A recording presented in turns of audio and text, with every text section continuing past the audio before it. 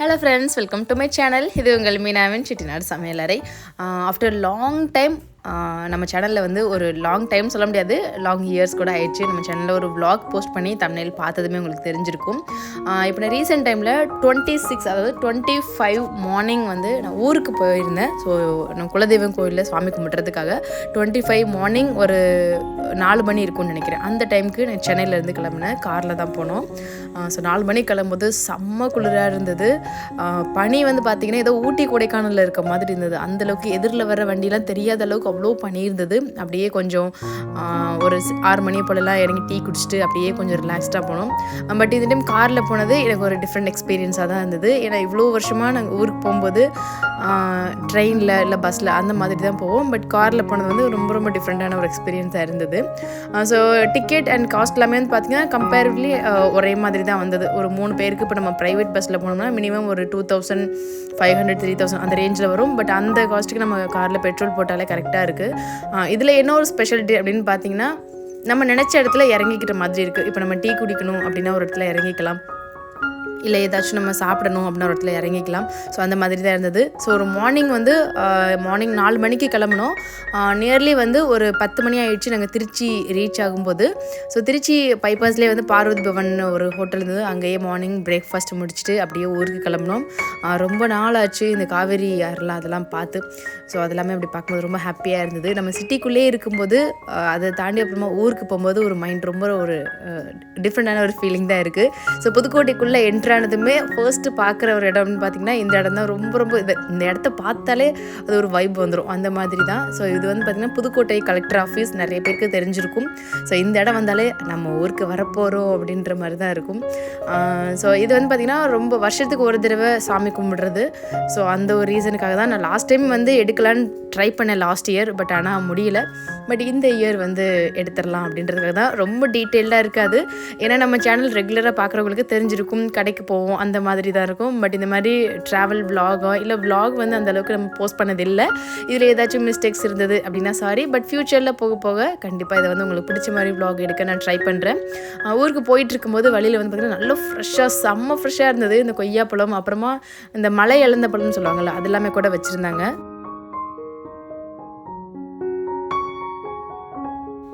அதை பார்த்ததுமே வாங்கணுன்ற ஆசை, அந்தளவுக்கு டெம்ட் ஆகிடுச்சு. சரின்னு கார் அப்படியே ஓரமாக ஸ்டாப் பண்ணிவிட்டு வந்து வாங்கினேன். பட் ஆனால் இந்த இழந்த பழம் நான் சென்னையில் பார்த்துருக்கேன். பட் ஆனால் வாங்கினது கிடையாது. எப்படி இருக்கும் டேஸ்ட்டு, ஏன்னா நம்மளாம் சின்ன சின்னதாக உள்ள இழந்த பழம் அதுதான் சாப்பிட்ருக்கேன். இது வந்து அந்தளவுக்கு ஹைப்ரிட்டாக இருக்கும் அப்படின்றதுனால நான் பெருசாக வாங்கினது கிடையாது. பட் ஆனால் டேஸ்ட் வைஸ் சான்ஸே இல்லை, ரொம்ப சூப்பராக இருந்தது.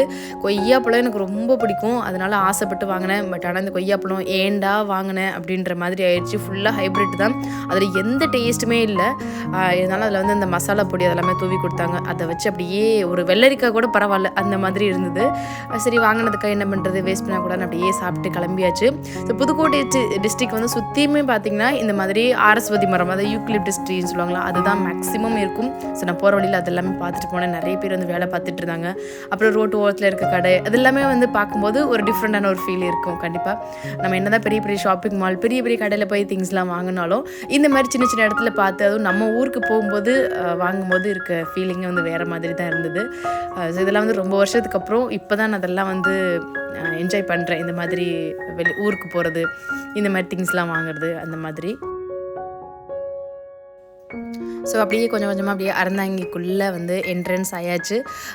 ஸோ இது வந்து பார்த்திங்கன்னா ஓவரால் வந்து ஒரு கோவிலுக்கு போகிற சின்ன ஒரு விலாக் தான். ஸோ அதை அப்படியே உங்ககிட்ட ஷேர் பண்ணுறேன். ஸோ வீடியோ எப்படி இருந்துச்சுன்றதை பார்த்துட்டு மறக்காமல் கமெண்ட்ஸில் ஷேர் பண்ணுங்கள். நீங்கள் கொடுக்குற ஒரு என்கரேஜில் அடுத்தடுத்து நான் கண்டிப்பாக ஒரு நல்ல விலாக் வந்து ட்ரை பண்ணுறேன். ஸோ நிறைய பேர் வந்து ஆல்ரெடி லாஸ்ட் டைம்லாம் கமெண்ட்ஸில் வந்து கேட்பாங்க, குக்கிங் வீடியோஸ் போடுங்க இல்லைனா விலாக் வந்து பண்ணுங்கள் அப்படின்னு சொல்லிட்டு. பட் இருந்தாலும் ஃப்யூச்சரில் இதுக்கப்புறம் கொஞ்சம் மிக்ஸ்டாக வந்து பண்ணலாம். ஓகேவா? Next day morning Sunday 26 Republic Day அன்றைக்கி தான் வந்து கோவிலுக்கு போயிருந்தோம். ஸோ மார்னிங்கே வந்து எழுந்திரிச்சு கோவிலுக்கு வேணுங்கிறதெல்லாம் எடுத்து வச்சுட்டு அப்படியே வந்து கோவிலுக்கு கிளம்பியாச்சு. ஸோ இந்த மாதிரி கோவிலுக்கு இந்த ஃபங்க்ஷன் இந்த மாதிரி போகும்போது தான் சாரீ கட்டுறோம். அந்த சாரீ கட்டுறதே வந்து ஒரு பெரிய டாஸ்க் மாதிரி தான் இருக்குது. ஸோ அதுக்கு ரெடி ஆகிறதுக்கே ஒரு டைம் ஆயிடுது. ஸோ அப்படியே மேனேஜ் பண்ணி அப்படியே ரெடி ஆகிட்டு கிளம்பியாச்சு. ஸோ இது வந்து பார்த்திங்கன்னா ஹஸ்பண்டோட அவங்களோட கோவில் தான் இது. நான் சின்ன வயசில் எங்கள் வீட்டில் பிஃபோர் மேரேஜ் வந்து பார்த்திங்கன்னா எங்கள் வீட்டில் சின்ன வயசில் இந்த மாதிரி எல்லா ஃபேமிலி எல்லோரும் சேர்ந்து மொத்தமாக ஒரு வேனில் போவோம். அது வந்து பங்குனி உத்திரம் அந்த டைமில் வந்து போகிற மாதிரி இருக்கும். அதுக்கப்புறம் எனக்கு ரொம்ப கேப் ஆயிடுச்சு, ஒரு 12 to 13 இயர்ஸ்க்கு மேலே ஆயிடுச்சு. ஸோ இப்போ தான் வந்து ஹஸ்பண்டோட குலதெய்வம் அந்த கோவிலுக்கு வந்து போகிறோம். லாஸ்ட் இயர் போயிருந்தோம், பட் ஆனால் அதில் வந்து அப்போ வீடியோவை என்னால் கவர் பண்ண முடியல.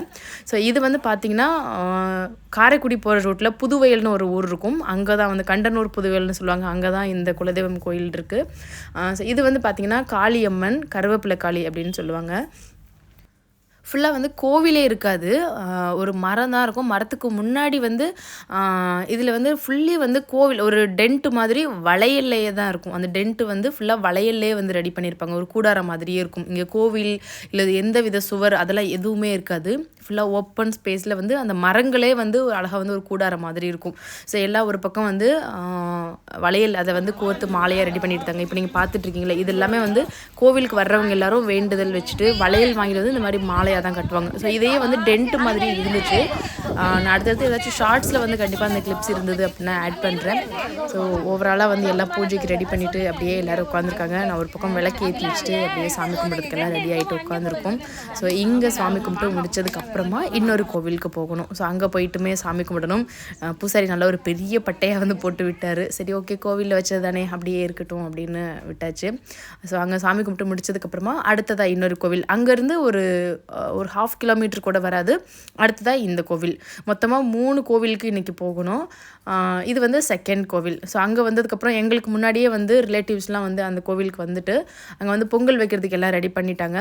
ஸோ பொங்கல் வந்து நல்லா பொங்கிச்சு. பொங்கினதுக்கப்புறமா வந்து பொங்கல் வச்சு ரெடி பண்ணியாச்சு. ஸோ பொங்கல் வச்சு இறக்குனதுக்கு அப்புறம் தான் சாமி கும்பிடணும் அப்படின்றதுனால எல்லோரும் அதுக்காக தான் வெயிட் பண்ணிகிட்டு இருந்தாங்க.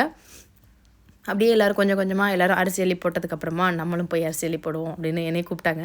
சரி ஓகே, நான் அப்படியே போய் அரிசி அள்ளி போட்டு வந்தாச்சு. பட் இருந்தாலும் இந்த மாதிரி ஒரு நிறைய பெரியவங்களாம் இருக்கும்போது அந்த இதில் போய் நம்ம பண்ணும்போது ஏதாச்சும் தப்பு பண்ணிடுமோ அப்படின்ற அந்த ஒரு நர்வஸ் இருந்துகிட்டே இருக்கும். பட் இதெல்லாம் பெருசாக பழக்கம் இல்லை எனக்கு, இதுதான் ஃபர்ஸ்ட் டைம். ஸோ அதெல்லாம் பண்ணும்போது அந்த மாதிரி ஒரு நர்வஸ் இருந்தது, ஏதாச்சும் தப்பாக பண்ணிடுவோமோ, ஏதாச்சும் சொல்லிடுவாங்களோ அப்படின்ற மாதிரி. பட் இருந்தாலும் ஓகே தான், மேனேஜ் பண்ணி சமாளிச்சுட்டேன். அப்படியே கொடுத்துட்டு அவங்ககிட்ட கொடுத்துட்டு அப்படியே இந்த பக்கம் வந்தாச்சு. எல்லாம் பொங்கல் வச்சு இறக்குனதுக்கப்புறம் பூஜை வந்து ஸ்டார்ட் பண்ணுறதுக்கு ரெடி பண்ணிட்டாங்க. இந்த கோவில்லையுமே வளையல் தான் வந்து வச்சு மாலையாக வந்து கட்டுவாங்க. ஸோ வளையல் தான் மெயின் இங்கே இந்த கோவிலுக்கு. ஸோ அதனால் நீங்கள் இப்போ பார்த்தாலே தெரியும்னு நினைக்கிறேன். இந்த மரத்தில் ஃபுல்லாகவே வந்து இப்போ எடுத்துட்டாங்க நிறையா, பட் ஆனால் நிறைய வந்து வளையலாக தான் இருக்கும். வளையல், அதுக்கப்புறமா காதோலை கருகமணி, அது வந்து இது 2 தான் இந்த கோவிலுக்கு மெயினாக வாங்கிட்டு போவாங்க. ஒரு வழியாக வந்து சாமி கும்பிட்டு பூஜையெல்லாம் முடிச்சதுக்கப்புறம் சாப்பாடு வந்து இங்கேருந்து எடுத்துகிட்டு போயிருந்தோம். தயிர் சாதம், புளி சாதம், அப்புறம் அங்கே வச்ச சக்கரை பொங்கல் அதுவுமே. அப்புறம் இந்த தயிர் சாதம் புளி சாதத்துக்கு சைட் டிஷ் வந்து பார்த்திங்கன்னா துவையல், அப்புறமா தக்காளி தொக்கு அது வச்சு எடுத்துகிட்டு வந்திருந்தாங்க. பட் எல்லோரும் இந்த மாதிரி ஏதோ ஒரு கூட்டான் சோறு சாப்பிட்ற மாதிரி எல்லோரும் சேர்ந்து சாப்பிடும்போது அந்த ஃபீல் ரொம்ப ரொம்ப சூப்பராக இருந்தது. இதில் என்னென்னா, நம்ம பெரிய பெரிய ஹோட்டலில் போய் சாப்பிடும்போது கிடைக்காத ஒரு ஃபீல் கூட இந்த மாதிரி ஒரு மரத்தடியிலையோ இல்லை ஒரு வயல்லையோ எல்லோரும் சேர்ந்து இருந்து சாப்பிடும்போது ரொம்ப டிஃப்ரெண்ட்டாக இருக்கும். அப்படியே அங்கே சாமி கும்பிட்டு முடிச்சு சாப்பிட்டெல்லாம் முடிச்சதுக்கப்புறம் 3வது கோவில் கிளம்புறதுக்கு முன்னாடி அப்படியே போயிட்டுருக்கும்போது நான் உள்ளே போகும்போதே பார்த்துட்டே போனேன். சைடில் காடு ஃபுல்லாக வந்து பார்த்திங்கன்னா ஒரே சூரப்பழம் வந்து அவ்வளோ அப்படியே பழுத்து இருந்தது. அப்படியே கருப்பு கருப்பாக பார்த்ததும் அவ்வளோ ஆசையாக இருந்தது. சின்ன வயசில் நிறைய சாப்பிட்ருக்கேன் பிஃபோர் மேரேஜ். ஆஃப்டர் மேரேஜ் சென்னைக்கு வந்ததுக்கப்புறம் இதுக்கெல்லாம் சான்ஸே இல்லை, கண்ணில் கூட பார்க்க முடியல அப்படின்ற மாதிரி ஆயிடுச்சு. இதை பார்த்ததும் போகும்போதே பிளான் பண்ணிகிட்டே போனேன். இறங்கி ரிட்டன் வரும்போது இறங்கி எப்படியாச்சும் பிடுங்கிடணும் அப்படின்னு சொல்லிட்டு ரிட்டன் வரும்போது காரை ஸ்டாப் பண்ணிவிட்டு பிடிங்க. நிறைய பாம்பு புத்தாக இருந்தது, பயமாக தான் இருந்தது. பட் இருந்தாலும் இதை பார்க்கும்போது அதெல்லாம் பெருசாக தெரியல. அப்படியே நிறைய சூரப்பழம்லாம் பிடிங்கி சாப்பிட்டோம். ஸோ உங்களுக்கு இந்த மாதிரி நீங்கள் சூரப்பழம்லாம் சாப்பிட்ருந்தீங்க, உங்களுக்கு எக்ஸ்பீரியன்ஸ் வந்து மறக்காமல் கமெண்ட்ஸில் ஷேர் பண்ணுங்கள். இதிலே நிறைய இந்த சீசனில் இந்த கடுக்காய், அப்புறமா இந்த சூரப்பழம், இலந்த பழம் இதெல்லாம் வரும். பட் சூரப்பழம் இந்த ஏரியாவில் ரொம்ப அதிகமாக இருக்குது. பார்த்தாலே சாப்பிடணும்னு தோணுறதுக்கு அவ்வளோ சூப்பராக இருந்தது. அங்கேருந்து முடிச்சுட்டு அப்படியே 3வது கோவில் ஈவினிங் வந்து இப்போது ஆக்சுவலி நாங்கள் மார்னிங் கோவில் கிளம்பும்போது ஒரு 10:30 இருக்கும். இப்போ இந்த கோவிலில் சாமி கும்பிட்டு, இது வந்து 3வது கோவில், இது வந்து புதுவையில் மெயின்லே இருக்குது.